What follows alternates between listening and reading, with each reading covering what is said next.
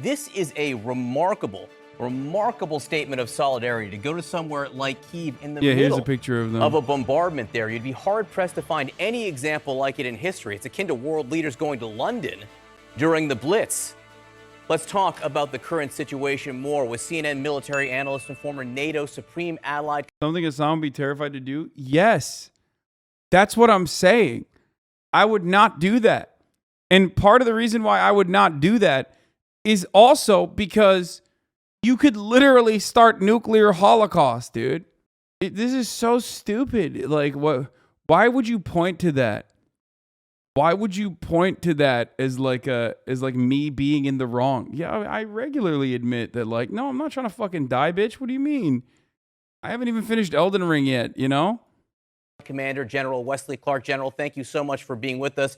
I want to start with the breaking news out of Kyiv. Word that they're... Bro, the World War II analogies are getting old. First of all, people talking about fucking the Franz Duke Ferdinand are not making World War II analogies. They're making World War I analogies, dummy. And secondly, I didn't even mention World War II at all. Doing this 2-day curfew, including daylight hours. What does that tell you about the security situation in that city right now? It says that there are some Russian forces that have penetrated. These are assault groups that come in dismounted that the Ukrainians are working against. It also is a precautionary move to keep civilians off the streets and in shelters as the bombardment intensifies. We've seen some new pictures, I think I could show you here on the wall here, of this bombardment on Kyiv over the last several hours. Apartment buildings. Oh, you're talking about the CNN host. My bad. Have been hit, on fire, ablaze right now. Devastating images. These are civilian buildings, residential apartment buildings, and it's all over the city right now. We have different strikes happening in the city. What are the Russians doing here? Well, the Russians are basically closing in their longer range systems on the city. They don't have specific intelligence in many cases, so they're simply firing into areas where there's reported to be resistance. And those shells are hitting everywhere. The rockets are hitting everywhere. So it's really an area bombardment. If it doesn't take out the Ukrainian resistance, then the Russians... Oh, look at that Nussy, though. Straight up. Nussy game on lock, dude. Sorry. Hasan thinks everyone hates him, Sag. I do. It sucks, but I do feel that way. I'm constantly on the defensive. I haven't really taken a day off in a while, but I'm constantly on the defense mode because... you know, people are out here looking for fucking ways to yell at me and shit on me and shit, you know? Figure at least it terrorizes the population. It puts more pressure on President Zelensky to come to some agreement that is essentially a surrender document. President Zelensky's not going to do this, but the Russians are in a talk, fight, talk mode. So they keep this diplomacy going in an effort to keep the pressure on and in an effort to forestall Western action by raising hopes of some kind of a settlement. But in reality, President Putin's aims haven't changed. He wants to besiege Kyiv, seize it. By the way, Wesley Clark is a really interesting dude, and I know his son. Put his own stooge in there to say that he's the president of Ukraine. General Clark, what does it tell you? I've never heard of anything like this. The prime ministers of Poland, the Czech Republic, and Slovenia on their way to also Kyiv named right Wesley now. Clark. I mean, he is an interesting dude. He did run for president. Now, a city under siege. Yeah, it's a remarkable story, and I hope they make it in and get the information and firsthand accounts from President Zelensky they need. I think, John, what's happening is that our allies in Europe are recognizing that they simply cannot allow Ukraine to fall. And this is a really important development. It means there's going to be greater pushback, including from our European allies. Yes, he did. He's including greater support, military support for the government in Kyiv. That's why they would be going in. They want the firsthand reports. They want to be able to talk to their people, that they've got to take a higher level of risk to ensure that Kyiv is safe. It's very simple. The best way to defend NATO is to assist Ukraine to defeat this Russian ground attack. All right, General Clark, stand by, if you will. I want to go to CNN's Scott McLean, who is in Lviv right now, in the western part of the country. Scott, give us the latest, particularly if you can, the situation going on in Kyiv right now with this extraordinary 2-day full curfew. I mean, I think if their leaders die in Ukraine, I don't know if NATO would declare war, possibly because they kind of fucked around and it's also not inside of like their territory. It's like outside. It's like in Ukraine, you know what I mean? Which makes this all the more interesting as a thing to do. Yeah, exactly. So that curfew will start this evening. It will go right through Wednesday, and then people will be allowed out of their homes on Thursday. But it's difficult to believe that people would want to leave at this stage of the game anyways, unless that's to go to a shelter. So people, of course, during that curfew time are able to go to shelters. They are able to leave for emergencies. But given the situation, given the bombardment, given just how dangerous the city seems right now, this is not the first time that they've put in place one of these curfews. Obviously, there have been curfews in place at night in Kyiv. It begins at 8 p.m. Here in Lviv, the curfew begins at 10 p.m. But John, one other thing to mention, you talked about it already, this delegation coming from Europe. This includes the Prime Minister of Czech Republic, the Prime Minister of Slovenia, and the Deputy Prime Minister of Poland, as you said. It is quite remarkable. They're going there, they say, to show their support for the Ukrainians, and they're going to be announcing a broad package of assistance to help the country. It comes on the same day when European finance ministers have also announced a broad package of sanctions that they are calling historic. And what I found especially interesting about this journey is not only the timing of it, given that there has been so much shelling and the city seems so uncertain and so dangerous right now, but also the fact that they're going by train, and it appears that they haven't arrived yet. We understand they left before 9 o'clock this morning, so that's more than 3 hours ago, but that train journey takes quite some time. The trains do not run at full speed into Kyiv. They're slowed down in most areas to maybe 50 miles per hour or so tops.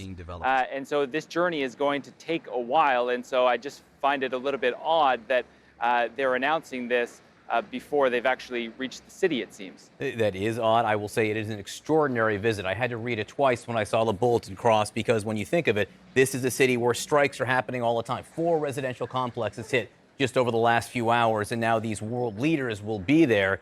I can't think of an historical comparison. It would be like going to London during the Blitz. Scott McLean for us on the ground in Lviv. Scott, thank you very much. Vladimir Zelensky, Polish Prime Minister Mateusz Morawiecki, Deputy Prime Minister Jaroslaw Kaczynski, Czech Prime Minister Piotr Fiala, and the Slovenian Prime Minister Janez Janša. Your visit to Kyiv at this difficult time is very powerful evidence of support. We appreciate it very much. Is there a reason for them to travel to Ukraine, or do they want the publicity? I don't understand it. Kaczynski is the factual leader of Poland, if you know Polish politics. Haven't we had week-long curfews many times because of COVID? Why is it so shocking they're literally being chilled? No shit, stay inside. I think part of the reason why they're doing it is also because they want to make sure that they, like, the curfews are important to recognize who's a saboteur and who's not, to, like, weed out people who are doing fuck shit. School was here, says Dima, a local resident. There were no military at this school. This footage from Ukraine's National Guard shows its armored vehicles going toe-to-toe with Russia's, zigzagging residential streets turned into a concrete battlefield. The brutal urban warfare has left hundreds of thousands of civilians trapped in the freezing cold without heat, water, food, and electricity. And while the bombing is chillingly Not the buses, dude. indiscriminate, it's also by design. One by one, Putin's forces are terrorizing Ukraine's port cities on his warpath to Odessa. But to get there, he has to get through or around Mykolaiv first. But not if the local governor, Vitaly Kim, has anything to say about it. Here he is showing off a captured Russian tank, posting regular, charismatic videos on social media that go viral in Ukraine. So what have you learned about the Russians from this last week? Bro, what is going on right now, dude? What is going on right now? I'm losing my fucking mind. What is happening? What the fuck is going on? Why are they doing TikToks, dude? What is happening, dude? He's the best TikToker? Is that what it is? Like, Military. For the last week, I learned what is military at all because I was a civilian. I know nothing about war 2 weeks ago. Looks like you found tank talk. It's like if we could see tic-tics of pattern. Now, he knows it all too well. Mykolaiv has been the scene of fierce shelling for days, this weekend killing at least 4 people hiding in a bomb shelter beneath a school. Governor Kim has asked citizens to donate their old tires to be set on fire and disorient the enemy in case of a full-on invasion, and they listened. Hi, Hasan. Did any Western media talk about the Tochka-U missile fire from the Ukrainian side and killing more than 20 civilians in Donetsk, where there is not a single Russian military base? Just curious. First of all, you're not just curious. And secondly, yes, of course they didn't talk about it, and I haven't even heard about that. And also, yeah, you're not just curious.